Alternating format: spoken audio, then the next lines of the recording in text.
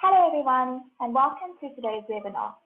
Here at Moderna, we are really pleased that you could join us, where we will be speaking to you about what's new in Revit 2021 for interiors. My name is Brooke LaRue, and I am the Key Account Manager for Moderna AEC within the architecture and interior design industries, and I will be co-hosting the session today. During this week, we will be hosting a total of 10 webinars, where we will be showcasing some of the new features available in the Autodesk 2021 software release version. If you haven't already registered for some of the other What's New webinars this week, a link will be added to the comments box where you will be able to register. This webinar will be recorded, so it will be sent to you in the next day or so. Just to recap what we have covered today, and if you would like to share it with any of your colleagues who weren't able to attend, please feel free to do so. If you have any questions during this webinar, please post your question or comment in the chat box and one of our technical assistants will be able to answer it for you. We would love to hear your feedback at the end of today's session. A short survey will automatically pop up where you will be able to provide us with some valuable feedback. We will also be giving away 5 lucky free workshops to our training platform. You can find the information about these on our online link. Now I would like to introduce today's presenter, Michiel. Michiel is an application engineer within the architecture and interior design industries. Without any more further delay, let's get started. Over to you, Michiel. Morning, everyone. Hope you guys had a great lockdown and week so far. So let's have a look at what's new in the Revit platform environment. So one of the new features is you can now customize your environment when you install Revit for the first time. So basically how it works, you get this dialog box that you can enable, and from here you can select your discipline you want to work with. And ideally you'll find that most likely interiors will work with the architecture field, but 2 new industries they've added is infrastructure and construction. Secondly, you'll decide on your job role, which is just generic placeholder roles. And once you've selected your options, you can view the suggestions. So this will automatically load tabs inside Revit that will give you your different tool sets you would require. Naturally, you can always customize this afterwards if you want to change back to less tabs or more tabs depending on your needs.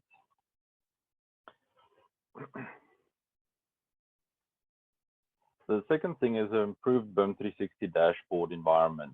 Previously, you had to kind of had a mix of your models in BIM 360 and locally hosted, but now you got the tab that'll identify your recent files being your locally hosted Revit file and your cloud models. You can do advanced searches in finding your projects, which makes it quite easier, and you can see all the projects within the environment. A new link has been added to go directly to your BIM 360 environment, which will open up your browser and take you directly to the folder where you've been inside Revit. And actually, as with BIM 360, when you create a cloud model, it will automatically open and link a local copy for you to work in. A new feature for PDFs and images is you can now link in your PDFs and images. Previously, you could only import them. And now with the link functionality is you can basically use them like the AutoCAD or Revit link within your project, and you can reload them as required.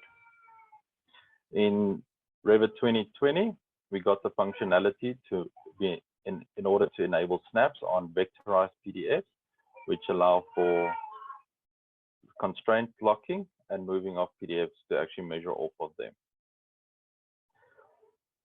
With the PDFs, you can also unload them to disconnect the links, but you can always just reload them from at a later point.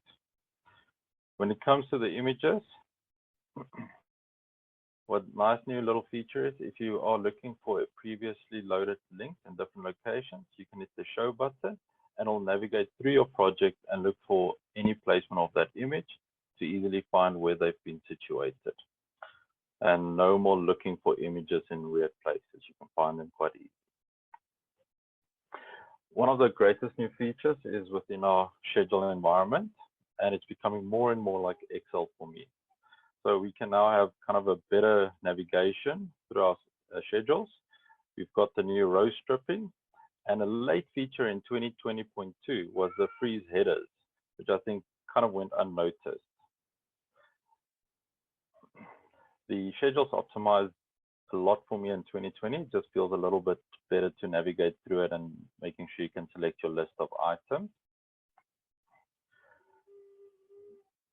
And then now for the row stripping, if you go to your appearance tab, you'll see a new column, row stripping, which you can enable, and every second row will be given a different color. You can customize these colors along the way, so it'll always be as what you need it to be. And then just the freeze header functionality. At the top, as you can see, kind of the schedule. So if you're working with big schedule information, freeze the header, and you can now scroll down quite easily and maintain your header. Another platform feature is the enabled view filters inside your view, where previously, if you ever wanted to test out view filters or switch them on and off, you basically had to remove the filter. Now with the enabled functionality, you can switch on and off any filter, and it will update your view as needed. Great way of just managing your views and testing if everything is working. One of the better features for me that's released is the fact that you can now rotate your tags with your objects. So in previous versions, you only had the horizontal and vertical, and that was the functionality. Within your tags now, if you enable your rotate with component feature and load it back into your project, your tags will now automatically follow your families, which is quite useful to always have that around. Again, back to default as the previous, and that will just set it up as is. A new functionality within the family environment is the cut geometry, where typically voids was always created, and you had to control the height or depth of the void to make sure it was cutting or not cutting. In this instance, the void is a permanent cut. So within my family environment, I can select my void, and I can control the cut of that void. If it's going to cut or not, I'm going to set it with my sync and load back into my project. And now automatically I can control that void without having to use complicated formulas. This feature also allows now for more integrated design processes within families, where you can have covered doors that can have instant variables to cut frames or not. A great addition to the family creation, allows for multiple families in one environment, family types. Dynamo, as per 2020, will get installed with Revit. Now the new Dynamo 2.5 comes with 2021, which includes faster processing of information and also finds your external packages when you load new scripts. A great feature, because it was always a problem trying to manage every user's packages when you want to launch new scripts.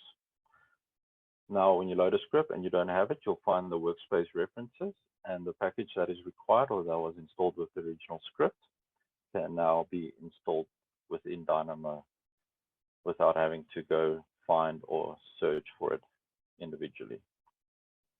Once installed, it'll automatically also update your scripts to include that information.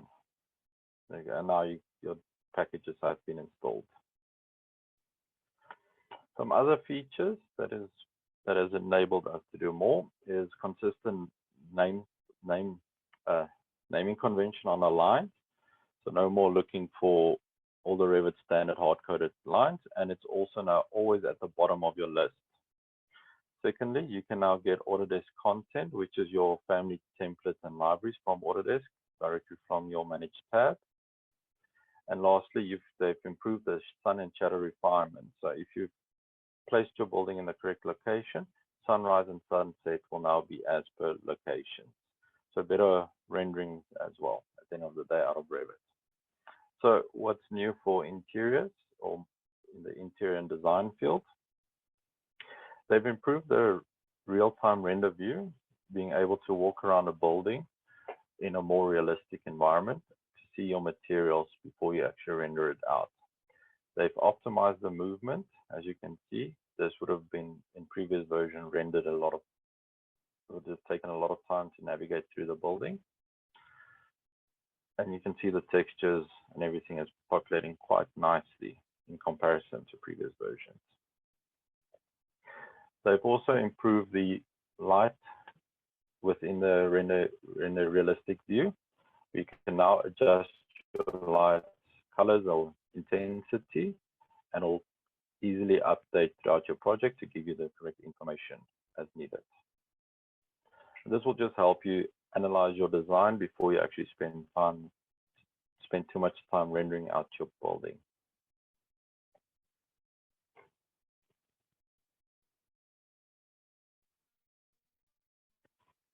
Additional feature, I think this is getting a lot of people quite excited, is the fact that you can produce slanted walls now inside Revit. So once you've selected a wall, you can just select the slanted functionality and give a wall angle to slant. Additional feature is your walls and doors, windows and doors can now be posted to the orientation of the wall. They'll also slant. Not only is it linear walls, but you can do elliptical or circle walls and give them a slant as well. Again, cross-section slanted, and you can give a slanted value. And the same for your doors.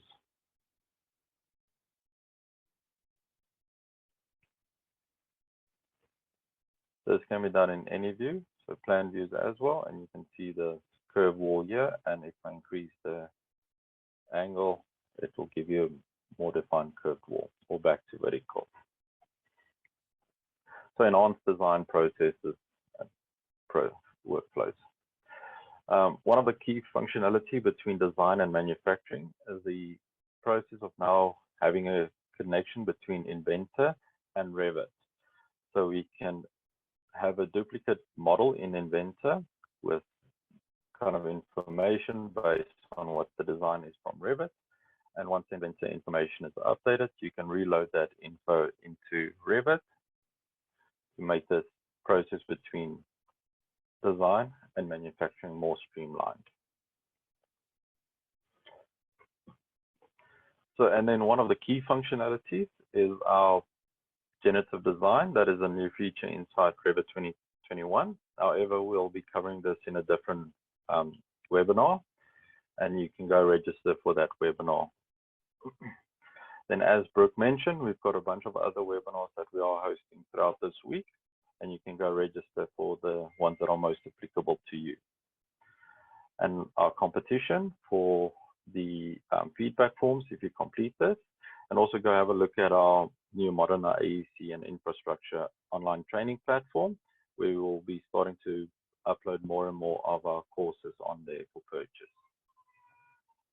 Then again, we still offer our extended assistance with the extended trial licenses of BIM 360 Design to make sure you guys can still navigate through the lockdowns and things like that. I know level 3 is opening up a lot of doors, but a lot of guys are still working from home and would require assistance with this. And that's the end of our presentation. I don't know if you guys have any questions.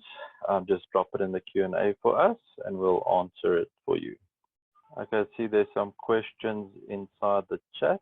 Just going to go quickly through there. What's the difference? Caesar, I hope I'm pronouncing that right, is asking what's the difference between importing versus linking of PDFs. Linking gives you the functionality of maintaining a link between the original PDF's location and the one inside Revit, where if you import it, it breaks that connection and creates kind of a copy inside Revit. And then we've got another one. Do you have to specify the slant orientation for each door or window? No, it will automatically slant with the wall. So however it's been created, or whatever the slant of the wall is, your windows and doors will automatically host to that. Just remember, when you create your families for face-based hosting, cupboards or whatever other objects you want to create, that will also follow the slope of the wall. So just take care of that when you start designing your family. Any other questions? Okay, then that looks like we have all the questions answered. I would recommend you guys to have a look at the webinars and also go look at the Genitive Design one, as it's kind of, I want to say, a new norm that's going to start happening, and it's quite an interesting design process. Thank you guys for attending, and I hope you enjoyed it very much, and let us know if there's anything else you guys need. Have a good day. Bye.